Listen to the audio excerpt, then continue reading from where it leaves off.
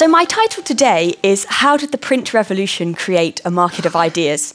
And I think I could possibly just save you all 15 minutes by summing up my answer in one word: messily. The term marketplace of ideas is generally used to paraphrase John Stuart Mill's argument that the more freely ideas are able to circulate, the easier it is for good ideas to rise to the top. This has been a long-standing narrative in histories of the print revolution in early modern Europe. As communication became easier and faster, it also became harder for centralised authorities to control it. And this has also been the hope in more recent times, when we have turned to social media and hoped that it might be a means it might work as a powerful new weapon against oppressive regimes. Today, I want to discuss some of the parallels between these two moments of communication revolution, the modern and the early modern, but also, in both cases, to emphasise the messiness of this process. The sudden acceleration and broadening proliferation of political discussion poses dangers as well as opportunities. Certainly, print did open up political discussion to a range of participants beyond the traditional elite. We can see this in the fact that it was Europe's major commercial centres, such as the Republic of Venice, that emerged as the main centres of printing and the culture of news. Venice had a large merchant class, which provides an ideal market for increasingly affordable print literature. And as we know from Shakespeare, this was also a highly mobile, multiracial and multi-ethnic society. Here is this 1494 painting by Vittore Carpaccio of the Rialto Bridge, the centre of trade and information exchange.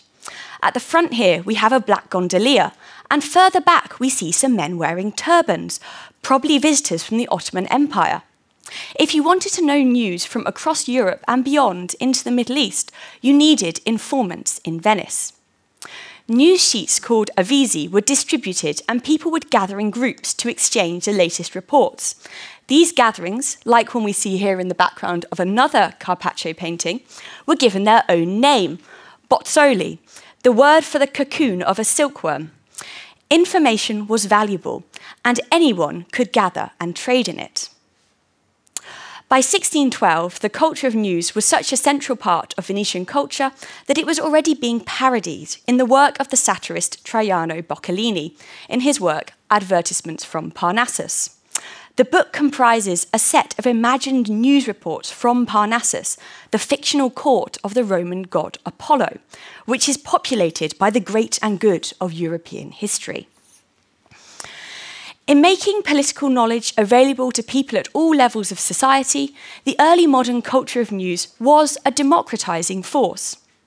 But it was also evident from the start that this opening up of political conversation also created new opportunities for misinformation, leaks, and all kinds of skullduggery. Texts were printed under false names, places of printing were disguised, works were falsely attributed to enemies to discredit them. Now, in our modern debates about free speech and our modern worries about fake news or post-truth politics, I think there's still been relatively little consideration of how the internet revolution has changed the structure of political debate. That's to say, how it's changed the ways in which ideas are circulated. And I think a particularly crucial but too often overlooked factor which caused confusion in the wake of the print revolution and the internet revolution today has been the way that comment and ideas are rapidly removed from their original context. Political writing and speech is often aimed at a particular audience, making effective use of contextual knowledge of this audience to get the message across. If ideas move further and faster, there's a greater chance that they reach an audience for which they were not intended and end up having unplanned and unwanted effects. In the early modern period, many found themselves caught out by this sudden acceleration. Just as many have found in recent times, what could start as a joke amongst friends could, taken out of context, suddenly become a public scandal. One who discovered this the hard way was Sir Henry Wotton, the English ambassador to Venice. When visiting Augsburg in 1604, Wotton wrote a punning definition of the word ambassador in an acquaintance's book of autographs. An ambassador, he wrote, is an honest man sent to lie abroad for the good of his country. The joke was soon seized on by England's enemies. The Catholic polemicist Caspar Schoppe published them as part of a vitriolic pamphlet attack on the government of James VI and I of England. The king ordered Wotton to publish an immediate apology, but the damage to Wotton and England's reputation was done. Like many victims of cancellation today, Wotton had been caught out by the fact that what he thought was said in a private setting rapidly became available to an international audience. Now, we might say this was simply rather stupid of Wotton, just as it's stupid today for candidates running for office not to delete old tweets. An edgy joke is always going to be a hostage to fortune. But the process of ideas being taken out of context, I think, also has many more subtle manifestations. And what I think is especially interesting is the way that it can fuel polarisation.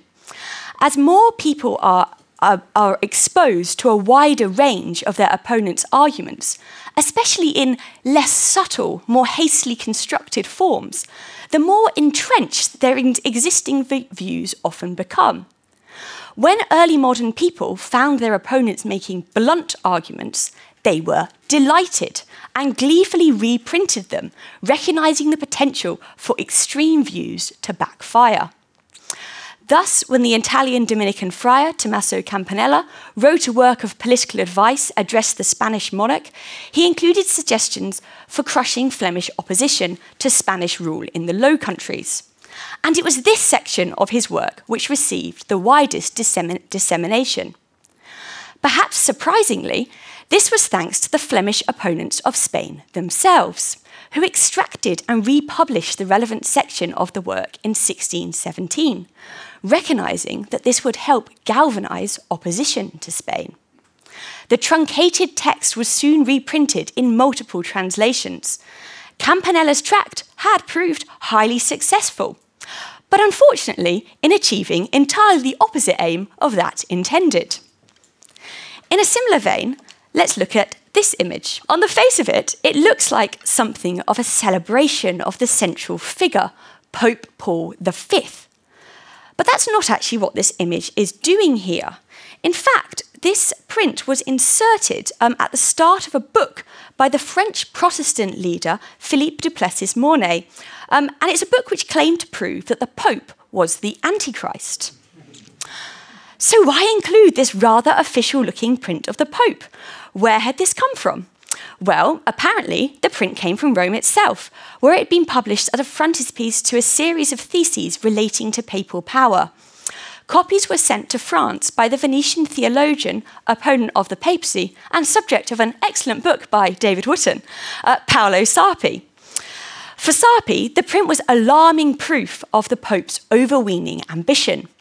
Most worrying was the fact that the Pope appeared to have nailed the crowns of secular rulers to the posts around him like trophies.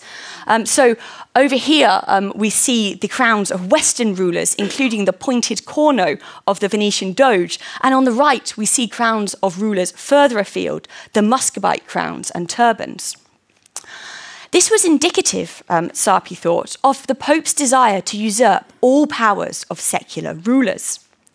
Sarpi also drew attention to the use of the title Vici Deo, Vice God, to describe the Pope in the inscription, which seemed to place the Pope on a level with God himself. And Protestants like Duplessis Mornay were willing to go even further in interpreting this print. At the bottom here, we find an explanation saying that this inscription was a providential sign of the Pope's blasphemy. Because if you take the inscription Paolo V Vici Deo and add up the Roman numerals which feature in that inscription, it is a little bit strange, yes, you get, guess what? 666. Oh.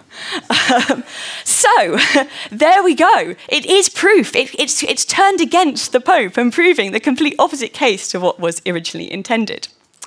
So was Duplessis Mornay reprinting the exact same print that had been printed in Rome? It's hard to say. It seems Sarpi did send copies of a print that was printed in Rome to Paris, but there aren't actually any surviving copies that were printed in Rome itself. There are reports at the time that the Pope had ordered all copies of this print destroyed, aware that it had perhaps gone a little too far. And it's also possible that this entire print was a Protestant fabrication created by the Pope's enemies and then distributed to try and malign him. Yet if it was an invention, it's notable how carefully the creator of the print stuck to the genuine features of papal propaganda from this time. The title Vici Deo was used to describe the Pope on other occasions, such as in the pamphlet on the screen, which was widely recirculated in Protestant countries. And what's more, the imagery used to glorify the Pope here is an exact match for the official Catholic propaganda of the period. The allegorical figures who surround the Pope are representations of the 4 regions of the globe, and they're presented in just the same way they are in a genuine tract from Rome in this period, setting out the allegories that could be used and published by Cesare Ripa. So if it was a Protestant fabrication, it was one which deliberately subverted features of papal writing and imagery that were known. In this print, Catholic propagandists are hoist with their own petard. And in the age of AI generation of images, of course, this sort of manipulation of images of powerful figures is still a problem, and perhaps one that has the potential to become even more persuasive and damaging. Indeed, the current Pope has already fallen victim. This fake image of Francis, apparently in a Gucci coat, recently did the rounds. So I think this print is a particularly interesting case study in the sheer uncontrollability of printed material. There were, of course, efforts to restrain this kind of redistribution and manipulation of printed material, the system of print licensing in England or the index of prohibited books in Rome. But it was increasingly recognised that shutting down print dissemination entirely would not work. Instead, writers often attempt to fight back, penning refutations. In such works, portions of the enemy's arguments would be reprinted, then immediately refuted. You can see 2 examples on the screen. A comparison here might be drawn to efforts to fact-check political debate today. Yet, as with modern fact-checking, readers sympathetic to the view being refuted often complained that such refutations had truncated and misrepresented the original argument, missing the fundamental point. Thus, people observing these debates often became only further entrenched in their own views. The English Catholic convert, Benjamin Carrier, for instance, claimed that a major factor in his conversion was the disparity between the version of Catholicism presented in Protestant polemic and that described by Catholics when he spoke to them in person. And I think we see here something of the same phenomenon that we see today when there's a gap between the opinions expressed on Twitter and broader public opinion. Yes, you might think you've tweeted out a zinger, undermining an opponent's argument at its foundations, and then feel vindicated when you get thousands of likes and retweets in agreement. But in all likelihood, a large proportion of those who are silently viewing that tweet and not responding to it might remain unconvinced. To them, your zinger is a poor argument which has missed the point of their stance, and the only effect has been to entrench their existing opinion. So, to conclude, we should be wary of taking too rose-tinted a view of the print revolution having created a freer marketplace of ideas. The truth is messier than this. Though communications do allow a broader range of people to feel they can influence and direct political discourse, the truth is that acceleration catches everyone out. So can we learn anything from the sheer messiness of how early modern print changed political discussion? Well, I think what we can see is that in the end, what sold in the wake of the print revolution were often truncated, extreme arguments. These were often attacks on opponents that relied on distortion, and consequently, such attacks often did more to galvanise existing supporters than to persuade opponents, who saw a caricature rather than a real understanding of their position. The 17th century was a period of bitter confessional division, which was aggravated rather than ameliorated by an increase in print debate. Similarly, we have good reason today to be wary about the faster, broader-based market of ideas that was created by the internet and social media. We too are having to adapt to political debate which is conducted at speed, which abridges argument, and which is beamed to many audiences at once. This has dangers this poses dangers, impoverishing political discussion. So what's the solution? I hope it is that we can still talk about politics more slowly too, and protect places that allow discussion, like indeed the Engelsberg seminar. Thank you very much for listening. Oh. Thank you very much. Venice became a center for printing and distribution of printed material. And it's easy to sort of understand why, in a sense. It's offshore, it's commercial, it's rather anti-popish. But could you regard it as liberal? What would the Venetian leadership think of criticism geared towards it in printed version? Yeah, it's a very interesting question, because the Venetian government was also especially renowned for its love of secrecy and its reluctance to allow people to criticise the existing political authorities. So Venice in this period is quite reluctant to have print discussing affairs of government. But what's really interesting in the early 17th century, especially because the Venetians fall out with the Pope and end up being placed under papal interdict with religious services banned, at that moment, the Venetian authorities are convinced, in large part by Paolo Sarpi, that at this point they need to actually make a public case for their position, and therefore they have to embrace this print culture more than they've been willing to before. And it does go well for them. It does, help galvanise support internationally. So we see a real reluctance, but then a change, sort of forced by these moments of crisis, to wanting to sort of liberalise and create some opportunities for people to discuss official policy in print. Okay, thank you very much.